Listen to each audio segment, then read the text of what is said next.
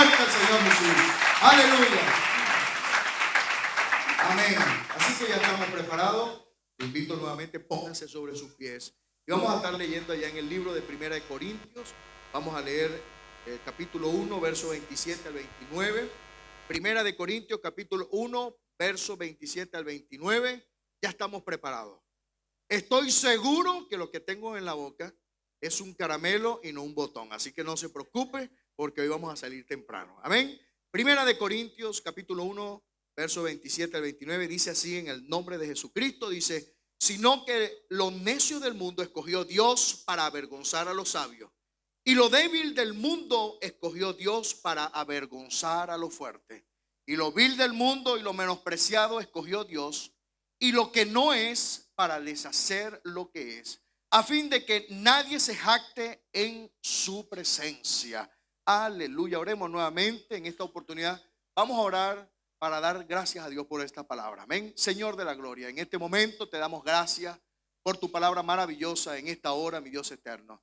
Yo te suplico, Dios del cielo, que seas tú a través de tu palabra hablando en nuestras vidas, Dios amado. Yo no tengo nada que hablar a esta iglesia. Esta es una iglesia sabia, pero te tenemos a ti, que tú eres el que coloca la palabra oportuna, la palabra propicia en los labios de todo predicador. En esta hora te suplico que seas tú utilizándome y que seas tú, aleluya, transmitiendo la información, el mensaje que tú quieres para esta iglesia. Aleluya, gloria a Dios. Pueden tomar asiento, mis hermanos. Y yo le he colocado el título a esta enseñanza en el día de hoy: de lo ordinario a lo extraordinario. De lo ordinario a lo extraordinario. Dígale a la persona que tiene a su lado: tú eres extraordinario.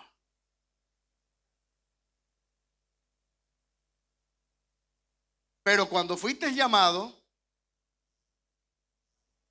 eras ordinario. Aleluya. Hay un concepto, hermanos, hay un concepto erróneo, hay un concepto que está cargado de mucha religiosidad. Y es que pensamos muchas veces que en la iglesia vamos a encontrar gente perfecta, gente sin defecto alguno. Pero la realidad es que Dios llama a imperfectos. Llama a imperfectos con la finalidad de perfeccionarlos. Amén. El Señor llama a gente amargada con la intención de endulzarlo con la dulzura del Evangelio de Jesucristo. Yo no sé cuántos de los que están aquí en algún momento llegaron amargados, llegaron sin deseo de nada, pero cuando llegaron a este lugar, cuando escucharon el Evangelio de Jesucristo que comenzó a tratar en el corazón, ellos empezaron a sentir una transformación, un cambio. Y eso es lo que Dios quiere hacer. Lo que quiero decir, hermano, es que hay un concepto que está errado y que muchas veces venimos a buscar en la iglesia gente perfecta. Queremos llegar a la iglesia y ver gente que son un modelo a seguir. Y no está mal que en la iglesia haya modelos, pero lo que no podemos nosotros es pretender que vamos a encontrar siempre la perfección en la gente a quien nosotros colocamos la mirada. Siempre hemos dicho que la iglesia es como un hospital. Y la iglesia es el hospital del alma, donde la gente viene rota, viene dañada, viene aquí a la iglesia con la intención de que el Señor comience a hacer cambios extraordinarios en la vida de ellos. Si nosotros realmente pensamos que la iglesia es como un hospital, es como nosotros pretender ir al médico y quejarnos, porque en el médico, en la clínica, ahí en el ambulatorio, en el lugar donde ustedes vayan a ir a verse con un médico, un especialista, nos vamos a quejar porque fui a verme con la intención de salir sano y resulta que esto es un fraude, porque todos los que estaban allí estaban enfermos. Más o menos esa es la teoría que creo yo que muchos manejan con referencia a la iglesia. Vienen a buscar una iglesia perfecta, vienen a buscar hermanos perfectos, vienen a buscar hermanos sin error alguno. Y cuando comienzan a darse cuenta de la realidad de todo, que somos humanos y que como humanos que somos tenemos muchos errores, es cuando comienzan a venir las decepciones a la vida de muchos. En la iglesia había muchas personas que ya no están con nosotros, que en algún tiempo estaban ministrando aquí en la iglesia. Hace algunos años, algunos meses o algunas semanas atrás, quizás había alguien danzando aquí en la presencia del Señor. Había personas que estaban ministrando, estaban enseñando e incluso estaban predicando la palabra aquí mismo en este altar. Hoy no están con nosotros. Y si nosotros hacemos un pequeño análisis, hacemos un pequeño interrogatorio y le preguntamos a todos aquellos que se han ido de la iglesia, le preguntamos las causas por las cuales salieron, muchos de ellos van a decir que se fueron porque en la iglesia no había amor. Ellos van a decir, no me fui de la iglesia porque en la iglesia había muchos errores. Había mucha gente hipócrita, había gente que realmente no estaban, no eran dignos de ser parte del cuerpo de Cristo, no eran dignos de ser parte de esa iglesia. ¿Cierto que es así? Yo no sé si a ustedes les ha pasado, pero a mí me ha pasado muchas oportunidades. He hablado con gente. Yo me dice, no, te voy a hacer real. Te voy a hacer real en la forma en que me voy a expresar, pero me fui por tal y tal motivo. Y hermano, y la verdad de todo esto, es que nosotros, el mensaje común que expresan todos ellos, es que había gente que no cumplían sus expectativas. Sí, había gente que aunque ofrendaban, había gente que testificaba las grandezas del Señor, gente que hacía lo cotidiano o lo que el Señor nos manda. Algunos miraron defectos en ellos. Ellos no han comprendido esto, que se fueron de la iglesia, no han comprendido que precisamente esa es la obra del Señor. Esa es la obra que el Señor está haciendo en muchos de nosotros, sobre todos los imperfectos. Yo no sé cuántos imperfectos hay aquí. Amén. Son muy pocas las manos que levantaron de los imperfectos, pero habemos muchos imperfectos aquí, ¿sí? Y es que Dios llamó a los débiles, dice la Escritura, para avergonzar a los fuertes. Y llamó a los necios para avergonzar a los sabios, a fin de que nadie se jactase en su presencia. El texto que nosotros leímos al principio fue un escrito por el apóstol Pablo y fue una exhortación a la iglesia de Corintios. En el contexto de este verso nos da una referencia clara de que Pablo lo que estaba era exhortando a la iglesia de Corintios. Y hermano, es importante entender los marcos históricos de algunas cartas, sobre todo las cartas paulinas, que fueron las cartas que fueron escritas por Pablo. Y hay que estudiar un poco el contexto histórico del por qué muchas veces Pablo hablaba de la manera como hablaba. Y es que Pablo en su mayoría o en la mayoría de las cartas, él las enviaba con la intención de resolver una problemática que existía en iglesias. En este caso, él está enviando una carta a la iglesia de Corintios y le está hablando de una situación, pero antes él comienza a hacer una introducción. Él comienza a hacer una introducción para llegar al punto en donde él quiere llegar. Allí en Primera de Corintios, en el capítulo 1, verso 4, dice Pablo: gracias doy a mi Dios siempre por vosotros, por la gracia de Dios que os fue dada en Cristo Jesús.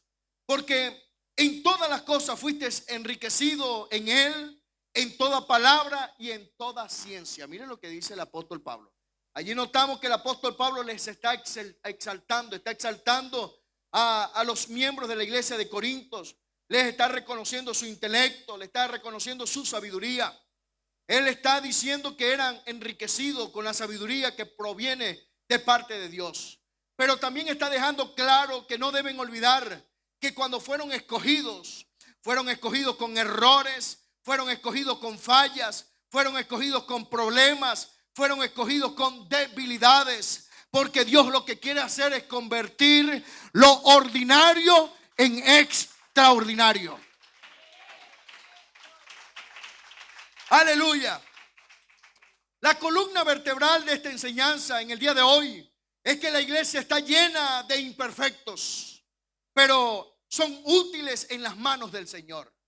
Todo imperfecto que vemos aquí en esta hora somos útiles en las manos del Señor. Hay una anécdota que yo sé que ustedes la han escuchado en otra oportunidad, pero había una vez un carpintero.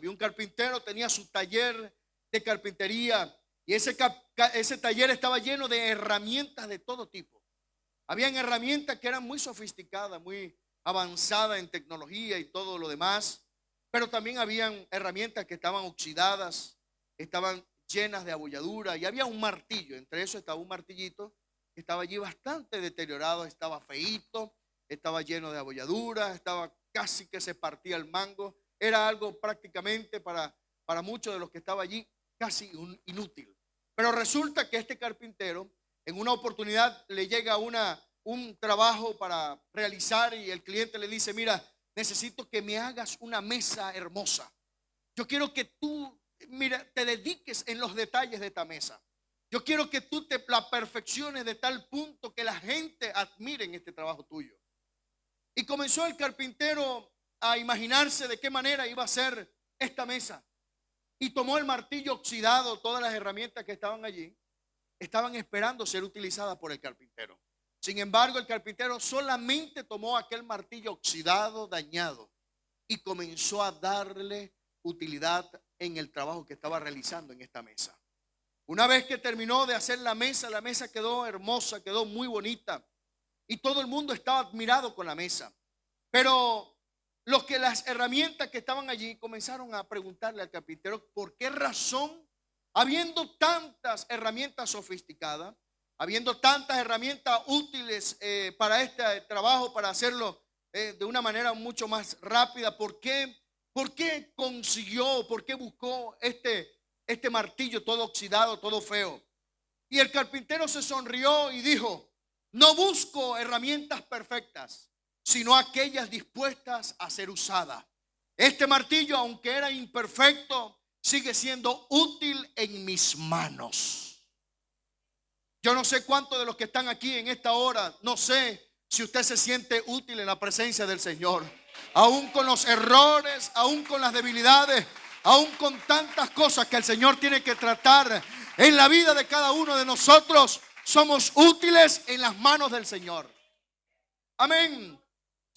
La Biblia, la palabra del Señor, está cargada de muchos ejemplos bíblicos de que Dios llamó gente ordinaria para convertirlo en extraordinario. Es decir, la Biblia está cargada de ejemplos que nos dicen que el Señor llamó a gente común, gente que quizás para muchos no tenían cualidades, pero a medida que el Señor lo fue llamando, también Dios fue perfeccionando en ello algo. Así que no tengas miedo, hermano. Cuando el Señor te llame, no pongas tantos pretextos, no pongas tantas quejas, no te quejes del por qué Dios te está usando en el área en donde te ha puesto. No lo hagas. Quizás tú vas a ver gente que tiene mejor capacidad que la que tienes tú o la que tengo yo, pero hoy te vengo a decir en el nombre de Jesucristo que si Dios te ha escogido a ti, es porque Dios te va a utilizar. Aleluya. Es porque para el Señor tú eres útil en sus manos. Como les dije que solamente tengo en la boca es el caramelo, no el botón. Solamente le voy a poner 3 ejemplos bíblicos de cómo el Señor llamó a gente ordinaria, gente común, gente que no se veía ante la sociedad como un prospecto para hacer algo grande. Uno de ellos fue un hombre llamado Gedeón. Todos conocemos la historia de Gedeón. Gedeón lo conocemos por ser el guerrero esforzado y valiente. El guerrero esforzado y valiente. Gedeón fue un juez de Israel que Dios escogió para una misión muy especial. Él fue el encargado de liderar a un pequeño grupo de 300 hombres en una batalla contra los madianitas. El ejército de Israel ganó esta tremenda batalla con una táctica muy peculiar, aun cuando eran mucho más pequeños que sus enemigos, que el ejército que ellos estaban adversando. Pero no siempre se habló de Gedeón, no siempre se habló de él como un valiente forzado, porque cuando el Señor lo escogió era un hombre ordinario. La palabra de Dios nos enseña ya en el libro de Jueces, que es donde está el relato de la historia de Gedeón. Jueces capítulo 6, en el verso 12 en adelante, dice la palabra de Dios que un ángel, y el ángel de Jehová se apareció y le dijo: Jehová está contigo, varón esforzado y valiente. Y Gedeón le respondió: Señor mío, si Jehová está con nosotros, ¿por qué nos ha sobrevenido todo esto? ¿Y dónde están todas sus maravillas que nuestros padres nos han contado diciendo: no nos sacó Jehová de Egipto? Y ahora Jehová nos ha desamparado y nos ha entregado en manos de los madianitas. El 14 dice: y mirándole Jehová le dijo: ve con estas tu fuerza y salvarás a Israel de la mano de los madianitas. ¿No te envío yo? Y el 15 dice: entonces le respondió: ah, Señor mío, ¿con qué salvaré yo a Israel? He aquí que mi familia es pobre en Manasés. Digan conmigo: pobre en Manasés. Y yo soy el menor de la casa de mi padre. Y Jehová le dijo: ciertamente yo estaré contigo y derrotarás a los madianitas como a un solo hombre. Y él respondió: yo te ruego que si he hallado gracia delante de ti, me des señal de que tú hablas conmigo. Y el 18 dice: te ruego que no te vayas de aquí hasta que vuelva a ti y saque mi ofrenda y la ponga delante de ti. Y él respondió: yo esperaré hasta que vuelva. Y entrando Gedeón, preparó un cabrito y panes sin levadura de un afá de harina, y puso la carne en un canastillo y el caldo en una olla, y sacándolo se presentó debajo de aquella encima. Ustedes no sé si recuerdan, hace algunas semanas atrás estuvimos hablando acerca del llamado, y entre las cosas que se puntualizó en esta enseñanza, hablamos que Dios nos habló a nuestra vida hablando de que era necesario que para nosotros poder interpretar si el llamado venía de parte de Dios, primero debía haber un propósito. ¿Sí lo recuerdan? Y también debía haber, ¿qué más? Tenía que haber señales. Y también tenía que haber milagros. Amén. En primer lugar, y aquí sucedieron todas estas cosas, pero en primer lugar, Gedeón no era el valiente en el que Israel apostaría para vencer a sus enemigos. Gedeón es uno de los hombres que vivía atemorizado en Israel. Dice la historia ya mismo en el libro de Jueces. Dice en el capítulo 6, los primeros versos, el verso 11 dice: y vino el ángel de Jehová y se sentó debajo de la encina que estaba en Orfa, la cual era de Joás, Abisarita, y su hijo Gedeón estaba sacudiendo el trigo en el lagar para esconderlo de los madianitas. Cuando nosotros estudiamos un poco acerca de esta historia magnífica, nos daremos cuenta que Israel estaba en el sometimiento de los madianitas. Es decir, los madianitas estaban sometiendo al pueblo de Israel. Constantemente, cada vez que los enemigos observaban que Israel ya estaba a punto de cosechar aquella siembra, llegaban ellos como por maldad. Llegaban y comenzaban a saquearlo todo y dejaban a Israel sin nada. Ya Israel estaba pasando unas necesidades tremendas. Estaban pasando hambre y por esa causa quizás no se habían levantado hombres poderosos, hombres fuertes que pudieran contrariar a los enemigos, porque estaban debilitados, no estaban comiendo lo suficientemente bien. Pero dice las escrituras que cuando sucedían todas estas cosas, ellos comenzaban a cavar cavernas, ellos comenzaron a cavar cuevas, y ahí en esas cuevas algunos historiadores pueden describir esto como algo fuera de lo común, porque en esas cuevas ellos comenzaron a sembrar. En esas cuevas ellos comenzaron a sembrar. Pero el caso aquí es que Gedeón había sido llamado por el Señor. Y en el momento en que fue llamado por el Señor, él estaba recogiendo el trigo, él estaba recogiendo la cosecha, estaba sacudiendo el trigo en el lagar para luego esconderlo de los madianitas. Es decir, que él era uno de los atemorizados de Israel. Él era uno de los que estaba constantemente huyendo ante las circunstancias. Él era uno de los atemorizados. Gedeón era uno de los hombres que huía ante la presencia del enemigo. Pero llama mucho la atención de todo esto es que el Señor llama las cosas que son como si son. Aleluya. Mejor dicho, dice que el Señor llama las cosas que no son como si son. El Señor lo llama y le dice: Gedeón, hombre esforzado y valiente. Porque aunque Gedeón era un cobarde, Dios sabía que podía resultar de él un hombre extraordinario que iba a liberar a Israel de la mano del enemigo. Amén. Ya en la dimensión del reino celestial, el Señor estaba mirando al hombre valiente. Ya Dios estaba mirando en Gedeón un hombre esforzado. Estaba mirando en Gedeón un conquistador. Estaba mirando un guerrero. Estaba mirando al defensor de Israel. Aleluya, aleluya. Si le va a dar un aplauso al Señor, déselo con fuerza. Aleluya.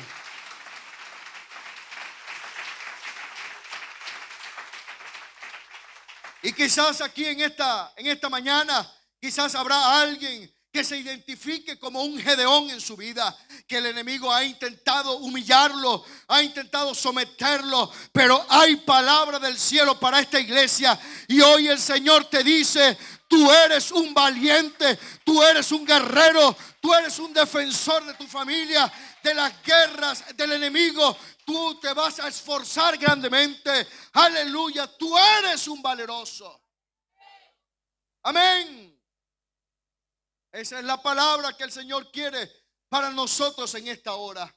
Aleluya. Y luego de todo esto, hermano, resulta el milagro del que les hablé hace algunas semanas atrás. Y aquí que mi familia dice, había dicho Gedeón, es que mi familia es pobre. Mi familia no tiene dinero. Mi familia es la más pobre en Manasés y yo soy el menor de la casa de mi padre. Es decir, ¿sabes lo que estaba diciendo Joan? Estaba diciendo era, si mi familia son pobres, imagínate qué soy yo. Si yo soy el menor de todos. Es decir, no tengo ni dónde caerme muerto. Era lo que estaba diciendo Gedeón. Pero ¿sabe algo? Después que el Señor habló y le dio palabra profética a Gedeón, el milagro comenzó a ocurrir en su vida. Aleluya. Dice el verso 18, después que él pidió una señal, dice el verso 18, dice: te ruego que no te vayas de aquí hasta que vuelva a ti y saque mi ofrenda y la ponga delante de ti. Y él respondió: yo esperaré. Y dice el 19, dice: y entrando Gedeón, preparó, ¿qué preparó? ¿Y qué más? De un afán de harina. Y dice: ¿y qué más? Y puso, también había carne, había un sancocho. Yo no sé si este sancocho era tipo colombiano, tipo venezolano, nicaragüense, hondureño, ecuatoriano, no sé. Pero lo que sí sé es que Gedeón hasta un sancocho hizo. Y dice: y sacándole, se lo presentó debajo de aquella encina. Hermanos, después de ser pobre, ahora es rico. Ahora tiene ofrendas, amén, para pagar. Tiene ofrendas, tiene dinero para pagar los votos y para comprar incluso los tickets para Gana con tu nombre. Alábale. Aleluya.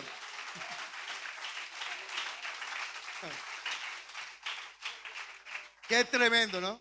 Después que se quejó que no tenía. Soy el más pobre. Mi familia es pobre. Yo soy el menor de todos ellos. Si mi familia es pobre, te podrás imaginar qué soy yo. Si yo vivo de las migajas que caen de la mesa de mis padres. Eso es lo que decía Gedeón. Pero una vez que la palabra profética comenzó a actuar en la vida de Gedeón, cuando él comenzó a creer, a entender que de verdad iba a ser usado por el Señor, que él iba a ser del ordinario a lo extraordinario, donde el Señor le decía: hombre esforzado y valiente, tú vas a vencer, tú vas a libertar al pueblo de Israel de las manos de los madianitas. El Señor está contigo, no temas. Aleluya. Denle un aplauso fuerte al Señor Jesús. Y cuando llegó esta palabra, a mí me da mucha risa el texto, porque él le pide una señal al Señor. Te ruego que me des una señal. E inmediatamente le dice: te ruego que te quedes aquí para ir a buscar un presente. Voy a buscar las ofrendas, voy a pagar los diezmos, voy a pagar los votos, todo aquello que tenía ya acumulado, me voy a poner al día. Dijo Gedeón y trajo ofrendas al Señor, se la presentó a él y no solamente trajo las ofrendas, sino que mató un animal y con el animal hizo una sopa y le trajo comida al ángel del Señor. Hermano, esto tiene que causar en nosotros algo extraordinario, porque cuando la palabra profética llega a la vida de alguien, comienza el Señor a actuar. Tienen que existir cambio, transformación en la vida, en el corazón, en la mente de aquel en donde la palabra ha caído. Aleluya, aleluya. Y Dios tiene palabras para esta iglesia. Yo no sé cuántos se han sentido como Gedeón. Yo no sé cuántos se han sentido debilitados. Yo no sé cuántos han dicho, Señor, ¿por qué más bien en vez de escogerme a mí, por qué no escoge a fulano de tal que es más hábil, es más diestro en muchas áreas? Yo no sé cuántos de los que están aquí en algún momento se han sentido en esta condición, pero hoy te vengo a decir en el nombre de Jesucristo que Dios te ha llamado para cosas extraordinarias. Dios te ha llamado para cosas grandes, para cosas grandes. El Señor te ha llamado. Dale fuerte ese aplauso al Señor Jesucristo. Aleluya.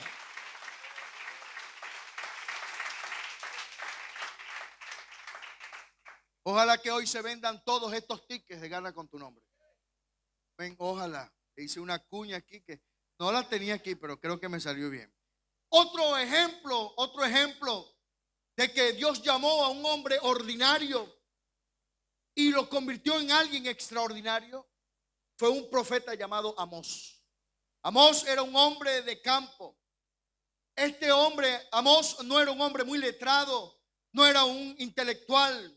Aunque no podemos decir que él era un ignorante, él no tenía la autoestima muy óptima, muy grande. Él mismo se denominaba como un boyero que también recogía higos silvestres, dice la palabra de Dios.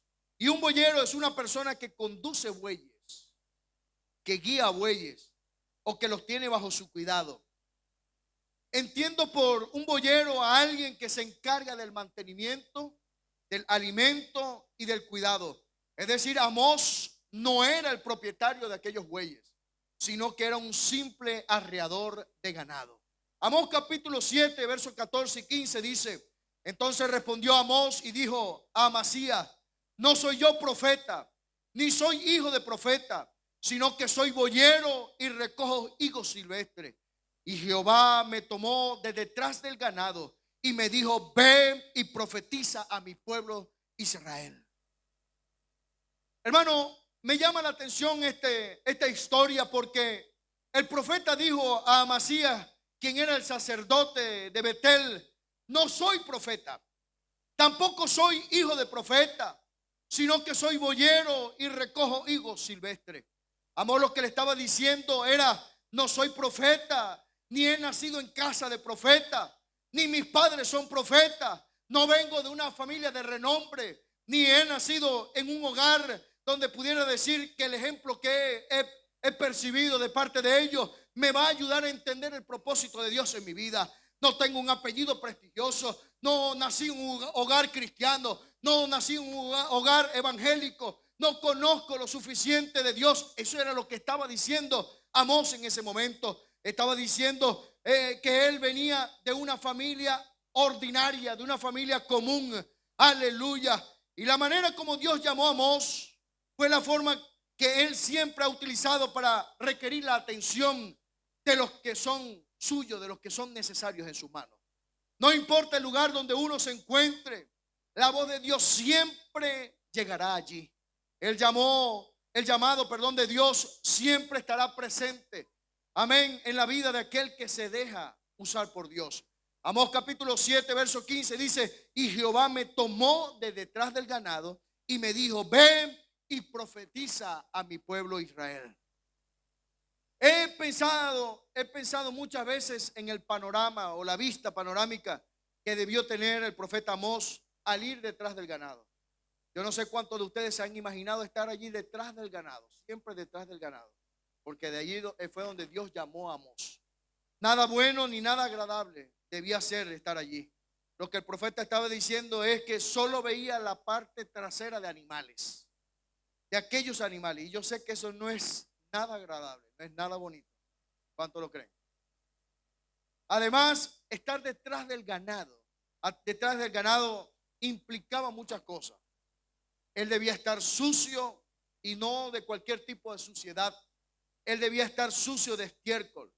Me imagino la apariencia de este hombre, Amós. Era una apariencia desagradable. Estaba hediondo, maloriente. Las moscas estaban volando alrededor de Amós, peligrando su vida de alguna infección, alguna bacteria producida por tantas heces fecales que habían en ese momento, producidas por los gusanos, por las moscas que estaban constantemente volando de un lugar a otro. Pero como Dios escoge a gente ordinaria, y lo convierte en extraordinario. Amós se llegó a convertir en uno de los profetas más grandes del pueblo de Israel. Y quizás hoy hay alguien que tendrá un pensamiento como el que tuvo Amós en aquel tiempo. No vengo de una familia de renombre. En mi casa solo vi malos ejemplos. Nací en un hogar con un padre mujeriego, una madre alcohólica, un hogar lleno de maltratos verbales, físicos y psicológicos. Quizás alguien estará diciendo: mi abuelo fue un borracho, mi padre fue un borracho, y probablemente mi destino también será ser la de un borracho como lo fueron ellos. Pero hoy te digo en el nombre de Jesucristo que toda maldición generacional es echada fuera en su nombre santo. Aleluya. Todo argumento satánico es atado en el nombre de Jesucristo. Toda, aleluya, cautividad mental es libertado en esta hora. Aleluya, aleluya. Lo que Dios va a hacer contigo, iglesia, es algo grande. No importa dónde tú estabas. A Dios no le interesa tanto tu pasado. A Dios no le interesa de dónde naciste, dónde creciste, cuáles fueron las instrucciones que recibiste en tu niñez. El Señor está interesado en lo que va a hacer contigo. Y si Dios te ha traído a este lugar es porque hay una promesa para ti, y es que Dios te va a utilizar de una manera grande y poderosa. Tú vas a ser útil en las manos del Señor. Amén. De lo ordinario a lo extraordinario. Dios llama a la gente común y los convierten en gente poderosa en las manos del Señor. Aquí hay mucha gente que está rota, su corazón está todavía maltratado por vivencias, experiencias que vivieron en el pasado, y hasta el sol de hoy esas experiencias los persiguen. No lo deja ser feliz. Cada decisión que van a tomar son decisiones un poco atemorizadas, porque están conscientes, quizás en su mente el enemigo, el diablo, le ha introducido un pensamiento, y es que toda decisión que vas a tomar es una decisión que va mal. Esos son los pensamientos del enemigo. El enemigo lo que intenta siempre es cauterizar nuestras mentes. El enemigo lo que intenta a través del pensamiento es atar los pensamientos a las cosas que provienen del diablo, del enemigo, las cosas diabólicas. Pero qué bueno es nuestro Dios, aleluya. Dice la palabra de Dios que donde está el Espíritu de Dios, allí hay libertad, aleluya. Denle el aplauso al Señor Jesús.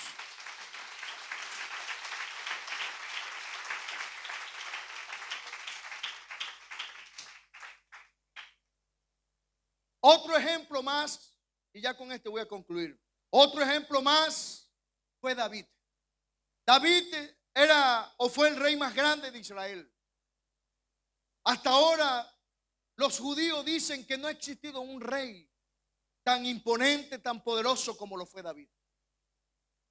Se cree que David no fue criado por su madre. Yo no sé cuántos de los que están aquí sabían esto. Y que sus hermanos fueron sus medios hermanos. Dice la palabra de Dios en el libro de Salmo, en el capítulo 51, verso 5. Dice: he aquí en maldad he sido formado, y en pecado me concibió mi madre. Se cree que cuando David escribió este salmo, estaba confesando desde el alma que su madre había cometido pecado de adulterio con su padre Isaí. Ustedes van a estudiar la palabra del Señor, la historia de David en las Sagradas Escrituras. Ustedes nunca van a escuchar o van a ver el nombre de la madre por allí, ninguna parte. Nunca la van a encontrar.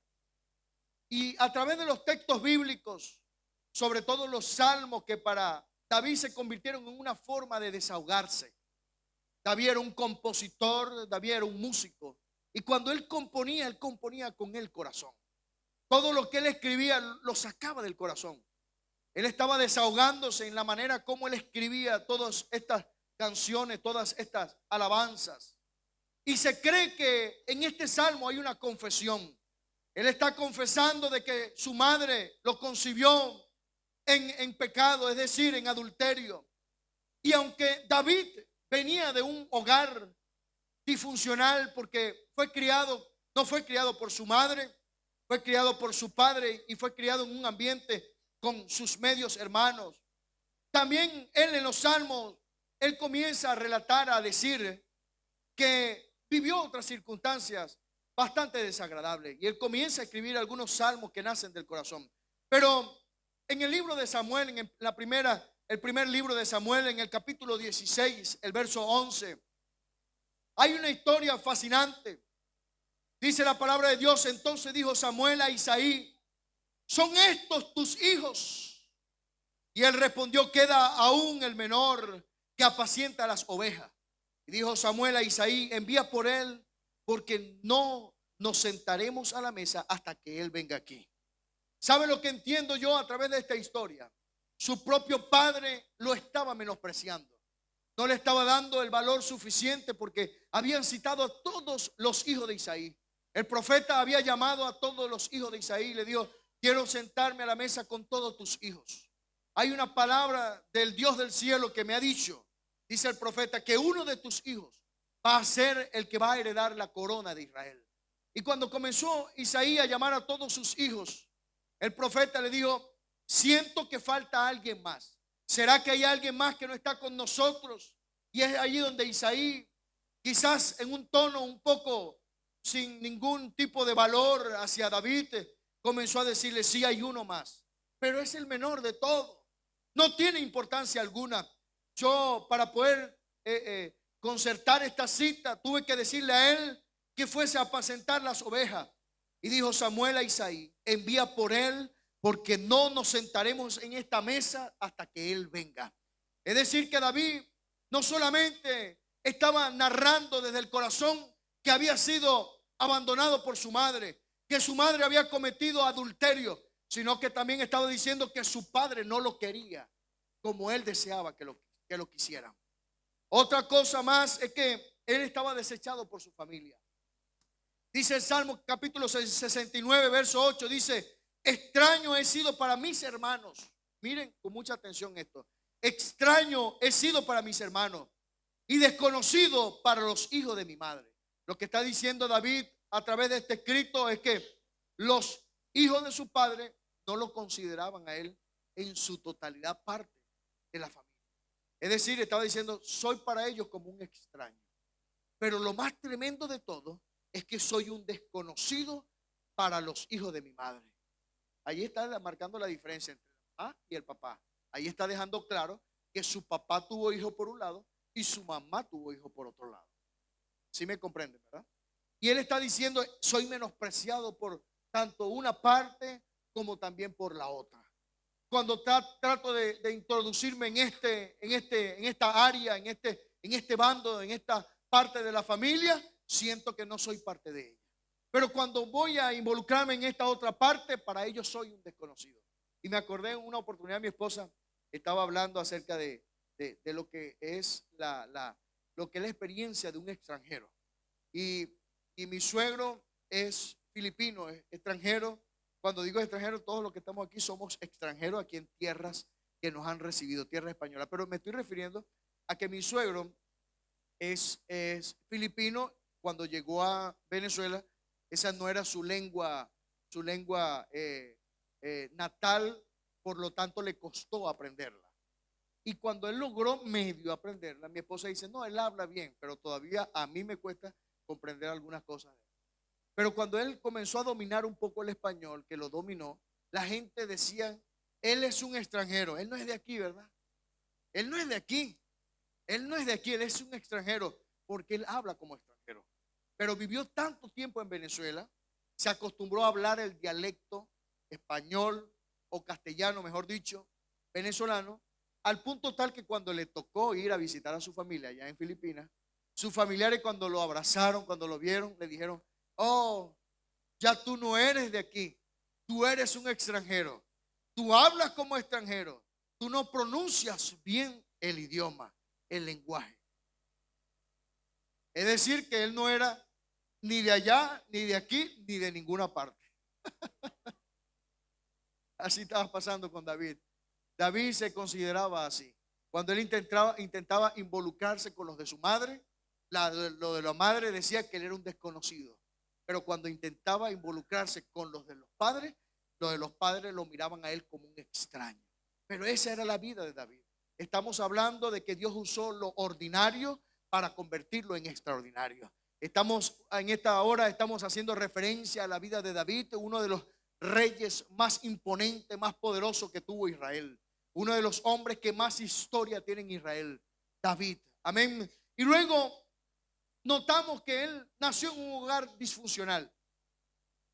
Dice, aunque mi padre y mi madre me dejaren, con todo Jehová me recogerá.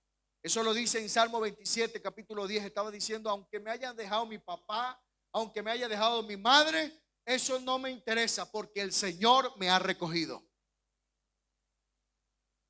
Lo cierto de todo es que la familia de David era una familia con muchos defectos. Tenía múltiples defectos, muchos defectos tenía David.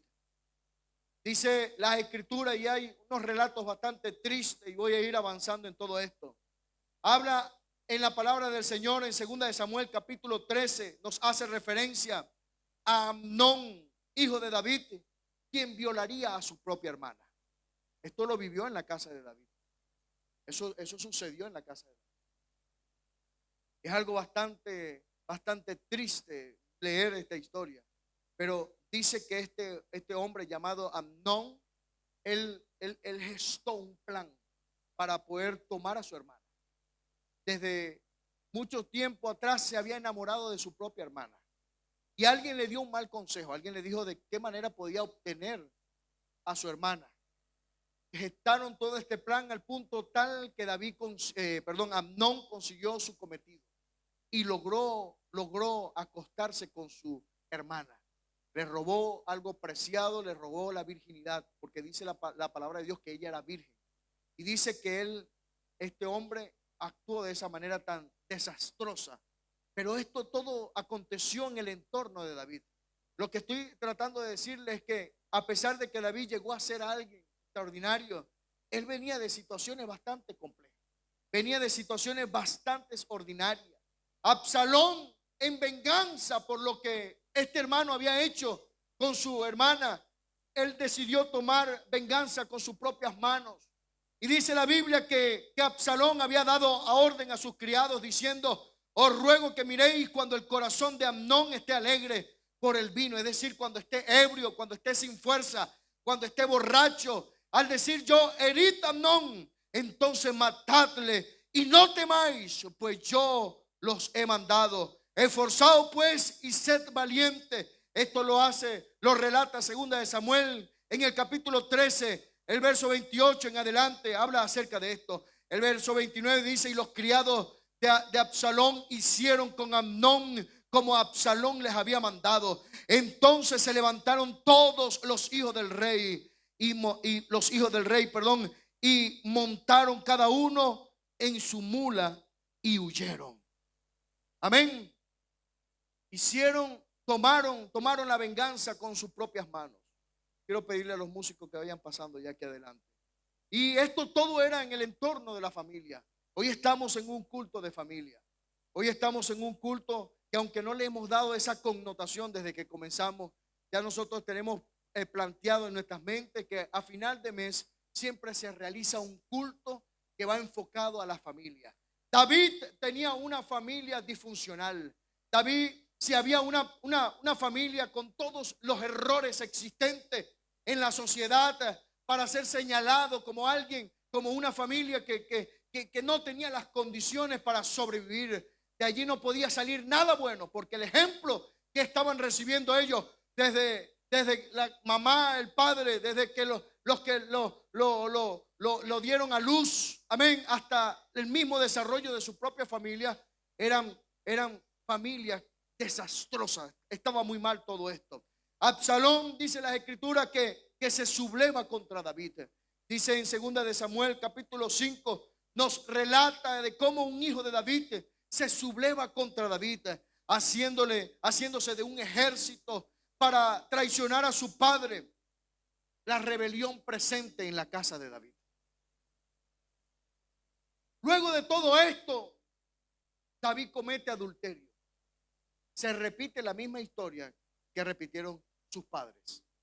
Por eso es muy importante, hermano, que nosotros podamos dar el mejor ejemplo a nuestros hijos. Porque lo que usted sembrare, eso cosechará. Si usted le da ejemplo a su hijo de cosas buenas, sus hijos van a repetir las cosas buenas que usted le ha dado como ejemplo. Pero si usted hace lo contrario, usted tiene una conducta inapropiada. Usted es un golpeador. Usted es una persona que habla fuerte. Usted es un maltratador psicológico.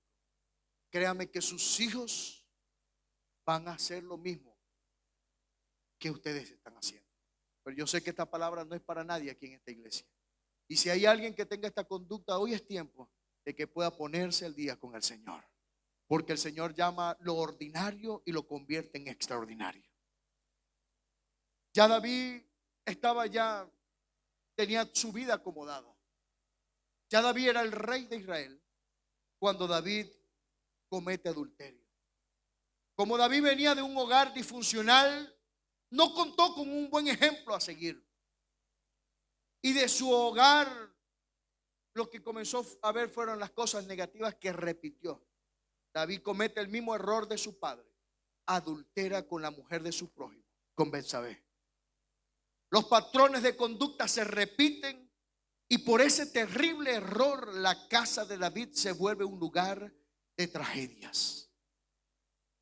Este es el hogar que usted y yo no elegiríamos para un propósito del mañana. Nos cuesta perdonar, nos cuesta brindarle oportunidad, nos cuesta creer en el cambio y en la transformación de otros. Nos creemos dioses para decidir el destino de los demás por las acciones de ellos. Sin embargo, a pesar de todas las fallas que tenía este hogar imperfecto, porque era un hogar imperfecto, ese hogar estaba roto, estaba dañado, era un hogar que nadie hubiese querido tener ni pertenecer. A Dios le plació de que en ese hogar de David saliera la descendencia del que cambiaría el mundo. David llegó a tener un hijo llamado Salomón. Salomón se convirtió en el hombre más sabio que ha pisado esta tierra. El hombre más sabio del planeta Tierra fue producto de todas estas cosas que le describí a su momento. David llegó a ser conforme al corazón de Jehová. Eso lo dice las Escrituras. Y de ese hogar roto y ordinario, Dios lo usaría como la raíz del linaje del hombre que transformaría el mundo. El que vendría a traernos paz, aleluya. El que vendría a traer la salvación a nuestras almas. Jesucristo, Jesús, hijo de David. Aleluya. Iglesia, no importa qué tan desgastado y maltratado esté tu hogar, Dios lo puede cambiar todo. Aleluya. No importa si tu casa fue un campo de batalla, Dios puede usar tu hogar como un ejemplo de cambio. Que tus hijos fueron rebeldes. Hay palabra profética para ellos en esta mañana, y es que ellos serán el ejemplo a seguir de las nuevas generaciones. Esos hijos que uno ve que quizás nadie da nada por ellos, serán los que nos van a pastorear en algún momento de nuestras vidas. Son aquellos a donde vamos a recurrir para pedirle un consejo sabio. Aquellos que vemos tirando piedra, aquellos que vemos haciendo cosas desagradables, que estamos dispuestos a señalarlo y acusarlo. Hermanos, si nosotros tuviésemos la autoridad en nuestras manos de poder sacar gente de la iglesia, quizás muchos ya lo hubiésemos hecho. Solamente de ver a niños que son un poco inquietos, niñas que son inquietas. Pero lo que te vengo a decir en esta hora, que no importa el estado en que esté tu vida, no importa el estado en que esté tu familia, Dios puede hacer algo extraordinario en algo ordinario. Ponte de pie, iglesia, en esta hora. Lo que el Señor puso en mi corazón para esta mañana es que no importa Si vienes de una familia ordinaria, Dios quiere hacer de esa familia una familia extraordinaria. No importa si tus hijos cometieron error en el pasado, aquí está el que perdona nuestros pecados y nuestras iniquidades, dice el Señor. Dios está llamando a los imperfectos para volverlos gente de bien. Deja atrás recuerdos de maltratos físicos y verbales que sufriste de tus padres, de tu madre. Quizás aquí habrá alguien, alguna persona, aleluya, que fueron abusados de manera psicológica, de manera sexual en el pasado. Pero hoy te vengo a decir, en el nombre de Jesucristo, Dios te llama con cuerdas de amor. Dios quiere transformar tu vida. Dios quiere hacerte de ti un hombre, una mujer de bien. Dios quiere convertirte en alguien poderoso, alguien que tenga un ministerio estable, sólido, un consejero, un predicador, un maestro, un pastor, aleluya. Yo no sé cuántos de los que están aquí lo creen, pero yo creo en el poder de la transformación. Yo creo en esta hora en las grandezas del Señor. Yo creo en lo que Dios va a hacer en mi familia, aleluya. Yo lo creo, aleluya. Yo no sé si tú quieras pasar aquí adelante, pero yo creo que es tiempo de perdonar. Es tiempo de que nosotros podamos abrazarnos los unos a los otros y podamos reconocer que el Señor ha llamado gente ordinaria, gente con fallas, gente con errores. Pero Dios te quiere usar para grandes cosas. Solamente tienes que ponerte en las manos del Señor. Toma a tu familia. Agarra a tu hijo en esta hora. Agarra a tu esposo, agarra a tu esposa. Agarra a un familiar, agarra a un amigo. Porque la iglesia tiene que ser un lugar donde nosotros podamos, aleluya, también estimular el amor fraternal. Toma a una persona de la mano, trae aquí al altar. Nosotros vamos a ministrar en esta hora para ti, para tu casa, para tu familia. Hoy el Señor quiere convertir a alguien ordinario en alguien extraordinario. Hoy el Señor quiere cambiar toda situación negativa, todo error, toda maldad que ha venido trabajando en la mente. El Señor quiere convertirlo en algo grandioso. El Señor quiere transformar vidas en esta hora. El Señor quiere actuar de la manera como Él siempre ha querido actuar, con cuerdas de amor. El Señor ama a esta iglesia. El Señor ama a este pueblo. Ha traído palabra del cielo en esta hora para decirte: no importa tu condición, no importa los pecados que cometiste en el pasado, no importa qué tan desagradable fue tu vida en el pasado, no importa cuánto mal hiciste en el pasado. Hoy el Señor te llama para decirte: te voy a usar de una manera extraordinaria. Por favor, denle paso aquí, por favor, para que pasen los hermanos que vienen aquí. Vamos a ministrar en el nombre de Jesucristo. Y la gloria del Señor va a descender sobre esta casa. Aquí se van a activar ministerios poderosos. Yo no sé usted, pero yo creo en la activación de ministerios. El enemigo ha venido a decirnos cosas, a plantearnos cosas en la mente. Tú no puedes hacerlo. Tú vienes de un hogar caído. Tú vienes de un hogar lleno de tantos errores. En tu casa nadie ha cursado un estudio. Ni siquiera el bachillerato ha pasado. Pero hoy te digo en el nombre de Jesucristo que las cosas van a comenzar a cambiar en tu vida. En tu casa van a cambiar. El Señor tiene propósitos extraordinarios para esta iglesia. Yo no sé cuántos de los que están aquí lo creen. Solamente levanta las manos al cielo. Iglesia, todavía aquí hay espacio para que usted pueda pasar aquí adelante. La gloria del Señor va a descender sobre este lugar.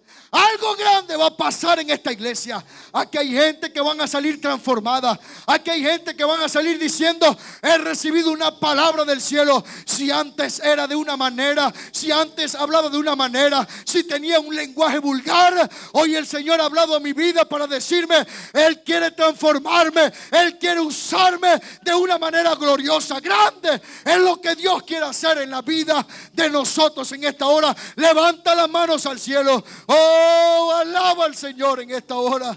Exalta el nombre de Jesucristo. Dile al Señor con tus propias palabras: Señor, yo sé que tengo fallas, yo sé que tengo errores, pero te tengo a ti, que tú eres un Dios que perfecciona, tú eres un Dios perfecto, tú eres un Dios bondadoso, tú eres un Dios maravilloso, tú eres un Dios, aleluya, que está dispuesto a cambiar lo que ha vivido en mi vida en cosas buenas. Levántale manos al cielo y comienza a clamar al Señor. Mientras los músicos van cantando, aleluya, la gloria del Señor va descendiendo. Yo le pido a los hermanos de intercesión en esta hora, yo les pido para que pasen aquí adelante. Vamos a hacer una oración por estos hermanos que han pasado aquí. Yo le pido a nuestra hermana, aleluya, nuestra hermana Ilvia, a todos los hermanos de intercesión, pasen aquí adelante. Vamos a orar al Señor y quiero que ponga las manos sobre ellos. Hermano Carlos Embomio, amén. Vamos a orar al Señor. La hermana Carla Ocon, una anciana de oración, también quiero que pase aquí adelante.